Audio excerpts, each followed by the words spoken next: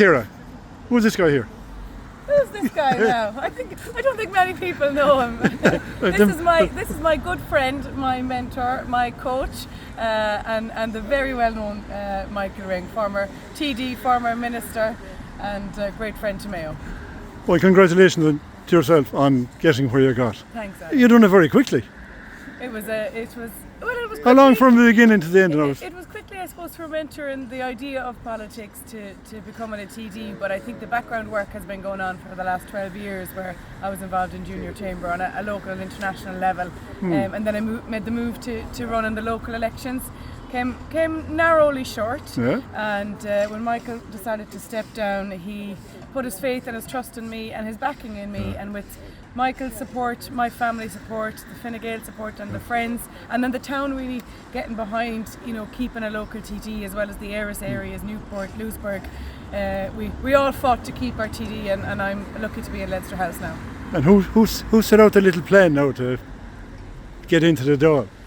Well, look, am I right, or am I left? Well, all I can say is, when I saw Kiera the first time, she stood for the local elections, and I had one small regret after the local elections, that I didn't spend more time with her, but I tried to help all the councillors around the county, and I knew we had a very good product, and I have to say she has turned out to be a tremendous success. She is working very well in the Dáil, she's working very hard, and that's what really made life easy for me, and that's why I was able to retire, because I knew I had a marvellous replacement, and my trust was in her, and I can tell you one thing, she has delivered. She's doing a fantastic job, and she will be a fantastic TD, and I can tell you one thing, Ollie, just remember this, she's only a short time in the Dáil, but it won't be long that she'll be coming into this town with the care, with the flair.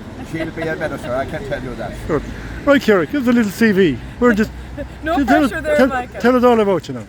So, that needs to be known. I grew up in the Helm, which is a hospitality business at the Quay in Westport, and as anybody who's self-employed or in hospitality will know, it teaches you a great work ethic. Well, we all know Vinnie Keogh now. And Vinnie Keogh has a work ethic. He does. He has a work ethic, and the whole family do really, Shane and Caroline are there now as well, and I think that teaches you great customer service, it teaches you how to look after people, teaches you how to work very hard.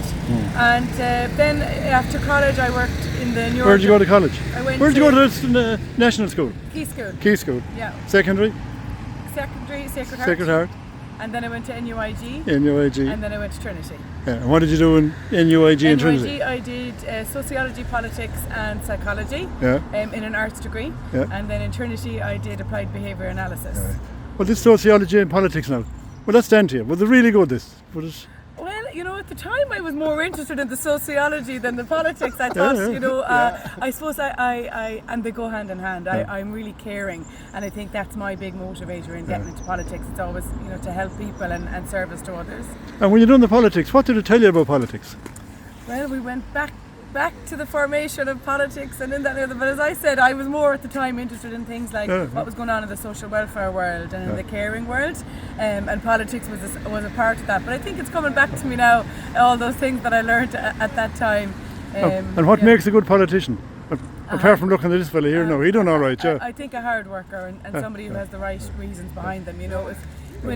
For me, the big wins are when you get something right for somebody and when you can make a difference. And I think if that's your core driver, then you'll go far. And you have to have a feeling, and she has the feeling. You have to have a feeling for the people. You have to have a feeling for people, like you are when you were in your job. You have to have a feeling for people, and that's what Kiera has. That you like people. She does. Oh yeah, absolutely. And I worked for 19 years with neurodiverse children and their families, and that it was very difficult actually to step away from that career. That was probably the most difficult part of the whole, we call it campaign, was really making the decision, because at a local level, if I was elected, I would have still been able to keep that business going. But when you get into national politics, it's full-time, 24/7, and so I had to kind of break the news to my clients that I was stepping away from that area that I love, but I do feel I can make a difference at a national level for people with disabilities, and I even was speaking about that in the chamber this week, and I've already met the Minister with responsibility for disability, so I feel like I make a difference. And do you have a vision for Westport now? I think Westport has been Ireland's best place to live on numerous times, Ireland's tidiest towns on numerous times. But I think, we don't want to become complacent, and also we don't want to become a town that is for retired people and for people who can come out of the town and come in and buy houses. A lot of our young people are leaving Westport to buy houses. So I think housing is a huge piece. And then I think, we need to make sure we have good infrastructure for our young people here, that they are happy to live, work and play in Westport. So I think just keep making it the best place to live in Ireland. That's the aim. Well, it is the best place to live in Ireland, but it has a great mix. It has the tourism, it has the industry, like Vallaghan and Port West and all these. There's thousands of people working here, There is.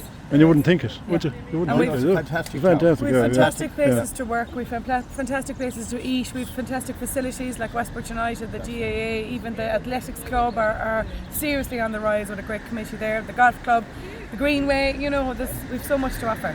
And have you a vision for the country? My main priorities really and truly are disability and making sure people have access to assessments and early intervention, the right supports and services, and viewing that through a lens of accessibility. So sometimes we view disability that we need to care and we need to support and we need to provide services, but I think when you flip that and you say we need to provide access to independence, access to society, access to work, if people with disabilities get the right access and support, then the whole society will thrive. So disability is a huge priority for me. I'm immersing myself in the agri sector. Our farmers are really struggling last night. Even yesterday I met with the IFA at a farm out in Lankill, and the stress and the burnout and the struggles with farmers are really at a critical point. And it's really difficult for the younger. Sheep and cattle were never higher than they are now at the moment. They were, but it's hard to run the land by yourself and run the farm by yourself, and the young people are finding it harder to come in. But they're not going in, are they? They're not going in. It's generational renewal and succession planning is they're all getting degrees. They are, and the green cert. You have to do the green cert either full time or part time. And if you're a solicitor working 5 days a week, I think you need to be able to do the green cert in a self-paced online way where you can then maybe 4 times a year go into a college. I think that'd help, When I asked the elder lemon here, what would you like to see happen in the country in the future now? I would like to see a happier country. I'd like to see people's standard of living, increase. And Kiera has said, I'd like to see the people that are disadvantaged in this country given an opportunity and giving them every chance. And the education system is very important. And Donegal Manny, you can go back, I don't know how many years now. That was the greatest thing that ever happened. I remember well. Yeah, that was the greatest thing that ever happened. To give everybody equality, and that want to continue. And we want to support particularly people that are disadvantaged. And Kiera's right. The biggest issue facing this country over the next 50 years is disabilities. People, we have a lot of people out there with autism. We were there, Kiera and myself last night. Westport, we hope will be an autism-friendly town. But if it is, there's a lot of work to be done. We need to support people like that because, and Kiera sees it, and I saw it when I was in my clinics. They're the ones people come in, they're stressed, they have no one to back them there because there's no support. Like you take every other organisation, you have thousands upon thousands of people there, they can gather together and work together. But people that have children at home with disabilities, they're finding it hard enough to look after their children. They don't have the time, they just don't have the time to go out there and lobby. We need to support them and help them in every way. What do you think of the working women? What do I think of working women? The problems of childcare and all this kind of stuff. Oh, well, childcare is an issue that faces families, and obviously women tend to get the bigger burden. They tend to be the ones that, have to leave their careers or their careers slow down. But I think we have to be able to, for the women that want to stay at home or the fathers that want to stay at home, we have to support them to be able to do that. And then childcare in general, I think we're talking about bringing in state-led or state-supported childcare, capping childcare at €200 a month, because at this stage for some families it's like a second mortgage. And I think availability of childcare is a huge problem. My own sister has a 6-month-old baby, and she had to put her baby down on a list for a creche before she had the 12-week scan. And as being a doctor, Ollie, people don't want to make a lot of decisions before that scan, and that's the way we're at the moment, where people are feeling a lot of pressure. So it's a huge issue, but we have to make changes fast on that. Can I just say as well, Ollie, one of my biggest issues, and last night we lost another 3 people on our roads. Road safety is a huge passion of mine, and yes, we need better roads, and reducing speed limits you can argue for or against, but driver behaviour is out of control. You see people now at traffic lights and the light goes orange, they're racing to speed through, they're racing on the roads, they're on their phones, they're distracted, and it's a huge problem. And in Mayo and Donegal especially, we're going against the trend where it's decreasing nationally, but at a local level deaths are spiralling. So that's something we really have to get a hold of. Did you know in 1972 640 people were killed on the road? Last year I was 180. Yeah. So we're making progress. We're making progress. One life is too many. One too We many. are making we progress can say nationally, that. but Mayo's But do we going have the to wrong accept way. the fact that some people are going to die on their own? I don't know, Ollie, I disagree. I want us to get to I'm not zero deaths on the road. No, Whether we need robots driving or I'm not looking I for don't know. agreement. I'm looking for for a view. Well, you have my view. You I have want to your see view, zero yeah. deaths. Do you think it's achievable? I want to believe it's achievable, and I think that, look, you never know, in a few years we won't be driving ourselves, there'll be automatic cars and they won't be on their phones. Yeah. Okay. Thanks, Ali. Well done, lads. Thank you very And the much. best of luck Thank you very much. to both of you. Yeah, thank you. Thanks, Ali. Yeah.